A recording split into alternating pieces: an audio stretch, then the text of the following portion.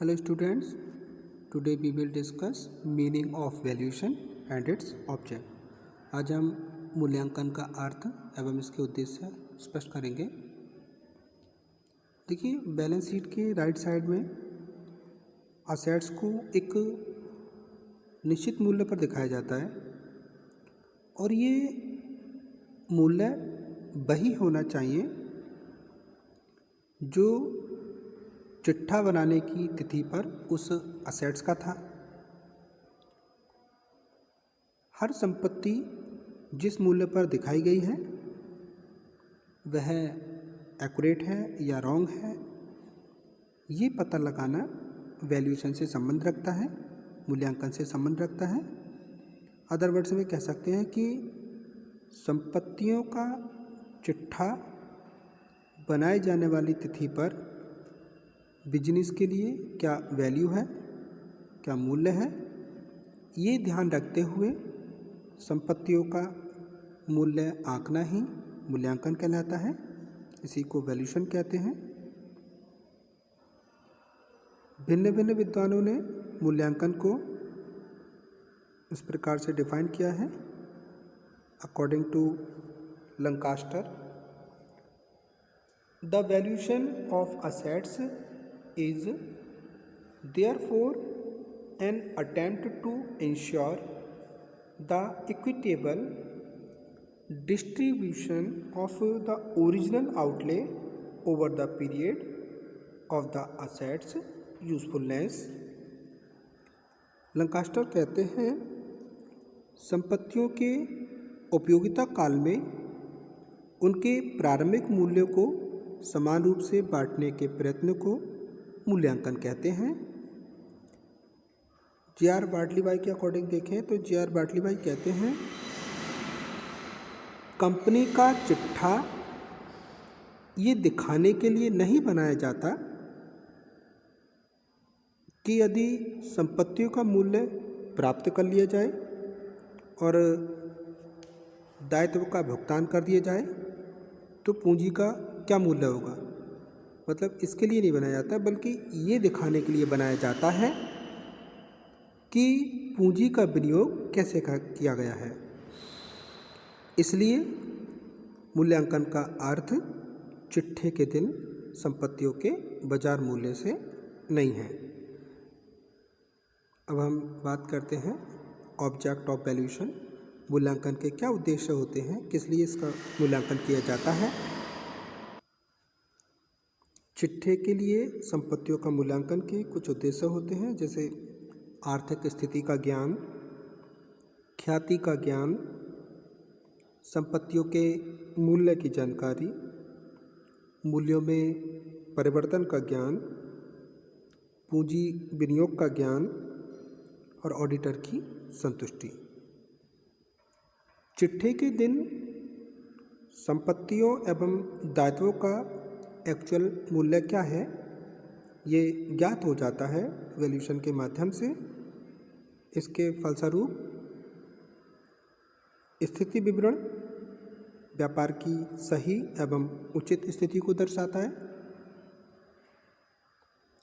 संपत्ति के मूल्यांकन से ये ज्ञात हो जाता है कि व्यवसाय की गुडविल क्या है और इसका कितनी वैल्यू है। संपत्तियों के मूल्यांकन का उद्देश्य ये इन्फॉर्मेशन कलेक्ट करना है कि बैलेंस शीट प्रिपेयर करने के लिए जो भी उसमें असेट्स को मेंशन किया गया है वो अपने सही मूल्य पर दिखाई गई हैं अथवा नहीं।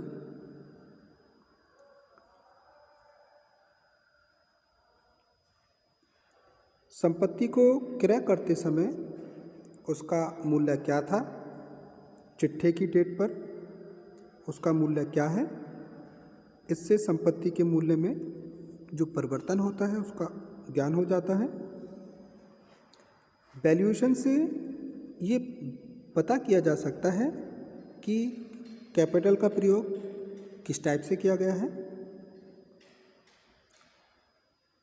संपत्ति एवं दायित्वों के मूल्यांकन से ऑडिटर सेटिस्फाई रहता है और उसे अपनी रिपोर्ट देने में जो रिपोर्ट बना के देता है नियोक्ता को, उसमें कोई परेशानी नहीं होती है। एक अंकेक्षक स्वयं एक मूल्यांकनकर्ता नहीं होता, इस बात की पुष्टि कानून भी करता है। इसलिए उससे हम ऐसी उम्मीद नहीं कर सकते कि बैलेंस शीट में दी जाने वाली विभिन्न संपत्तियों का मूल्य निर्धारित करें, क्योंकि ये जो काम होता है वो साझेदारों का होता है, संचालकों का होता है और जो उत्तरदायी अधिकारी हैं उनका होता है, क्योंकि उन्हीं लोगों को ही संपत्तियों के विषय में पूरी नॉलेज होती है, उनको पूरा व्यावहारिक ज्ञान होता है। लेकिन इसका मतलब ये नहीं है कि ऑडिटर इसके लिए उचित प्रमाण को या अन्य जो प्रूफ हैं उनके पास साक्ष्य हैं उनकी जांच ना करे। उसको ये देखना चाहिए कि जो वैल्यूएशन है वो सही प्रिंसिपल के अकॉर्डिंग किया गया है, उचित और न्यायसंगत प्रतीत हो रहा है नहीं हो रहा है, इसलिए उसको इसका मूल्यांकन करना चाहिए। मूल्यांकन के क्षेत्र में ऑडिटर कोई स्पेशलिस्ट नहीं है, लेकिन उसकी ये ड्यूटी इतनी ज़रूर है कि वह इस बात की जांच करा ले कि संपत्तियां किस मूल्य पर खरीदी गई हैं और बैलेंस शीट की डेट पर उसको किस मूल्य पर मूल्यांकन किया गया है।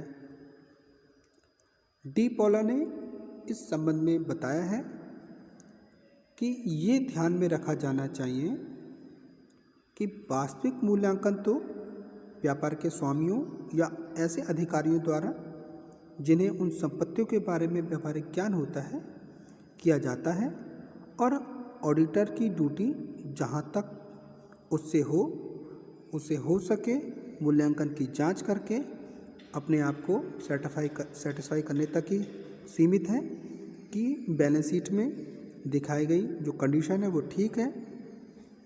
लेकिन वह किसी भी टाइप के वैल्यूएशन की वेरिफिकेशन की गारंटी नहीं दे सकता।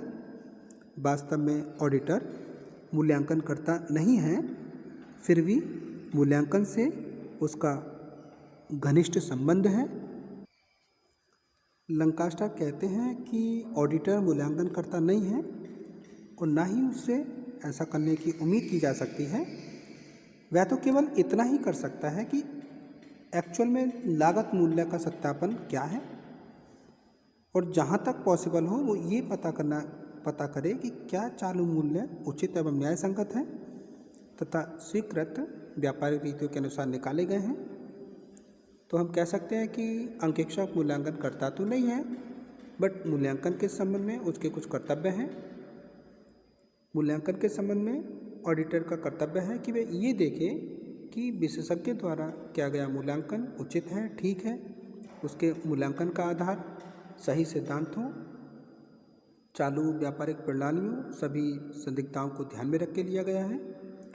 अगर संपत्तियों के मूल्यांकन के संबंध में अंतर्नियमों में कोई नियम दिए हुए हैं तो ऑडिटर का ये प्रमुख उत्तरदायित्व है कि वो ये देखे कि अंतर्नियमों का पालन किया गया है नहीं।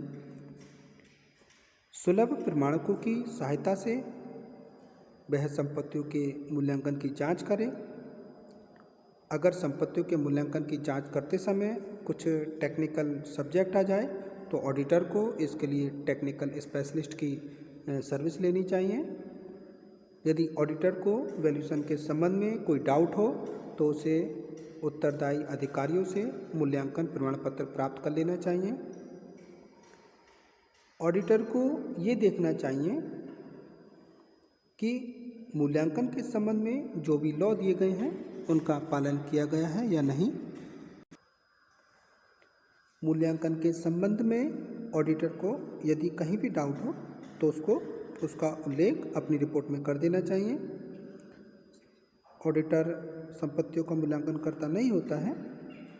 इस संबंध में समय समय पर न्यायाधीशों ने कुछ डिसीजन दिए हैं, उनमें ऑडिटर के वैल्यूएशन के संबंध में उनकी ड्यूटीज़ को मेंशन किया गया है। संपत्तियों के मूल्यांकन की जांच करते समय ऑडिटर को ये देखना चाहिए कि उसके संबंध में कोई न्यायालय द्वारा डिसीजन तो नहीं दिया गया है।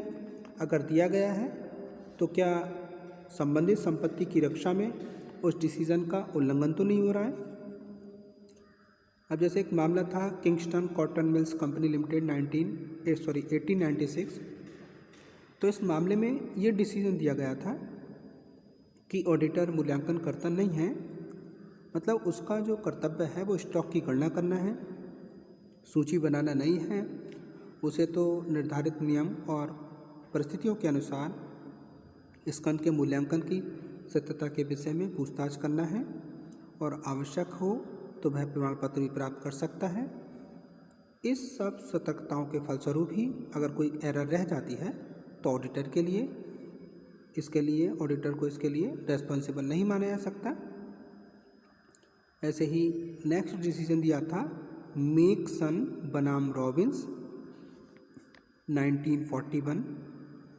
तो इस मामले में ये डिसीजन दिया गया था कि ऑडिटर का जो कर्तव्य है वो ये देखना है कि स्टॉक का मूल्यांकन व्यापार के प्रबंधकों ने उचित नीति और रीति से किया है या नहीं। अगर कोई डाउट की कोई कंडीशन है तो उसमें ऑडिटर को अपने अधिकारियों से पूछताछ करनी चाहिए जिन्होंने इसका मूल्यांकन किया है। ऐसे ही एक डिसीजन था best minston road construction and engineering company limited 1932। तो इस डिसीजन के अकॉर्डिंग ऑडिटर को सभी उपलब्ध साधनों का प्रयोग कर लेना चाहिए।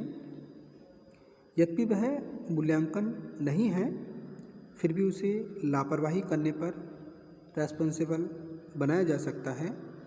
यदि वैल्यूएशन के संबंध में पूरी सावधानी के साथ वह अपना कार्य करने में असफल रहा तो उसे सभी साधनों एवं सूचनाओं का उचित रूप से उपयोग करने के बाद ही अपने आप को सेटिस्फाई करना चाहिए।